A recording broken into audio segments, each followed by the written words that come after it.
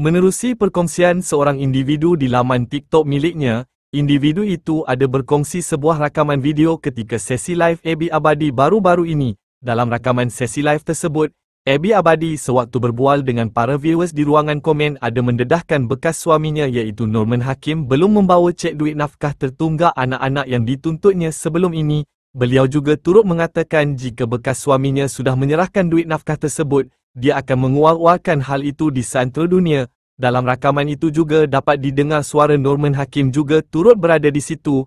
Tulannya perkongsian ini telah meraih perhatian para netizen. Tanpa membuang masa, mari saksikan video ini.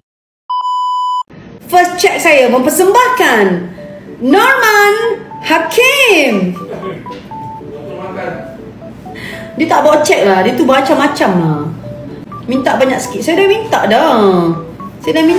Korang sabar Nanti kalau dia bagi je, saya akan war-warkan kepada seantero dunia. Gitu.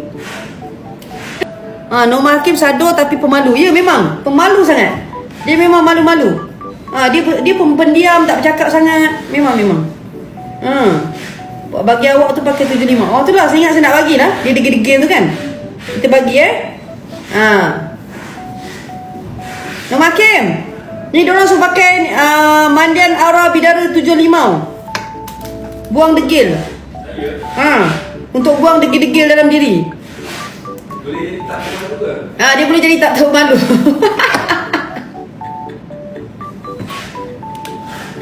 Korang cepatlah. Kalau nak jadi si handsome Norman Hakim, korang boleh ni. Bagilah cepat Norman kat Abby. Amboi, saya dah minta dah, dia tak nak bagi. Tak apa, korang tunggu korang jadi saksi tau. Nanti tolong minta kan lagi. Apa nak jadi si handsome Norman Hakim, korang boleh ni. Bagilah cepat Norman kat Abby. Amboi, handsome ke? Handsome lah. Kan anak dia lawa-lawa. Aduh, korang pun cepat nak beli beg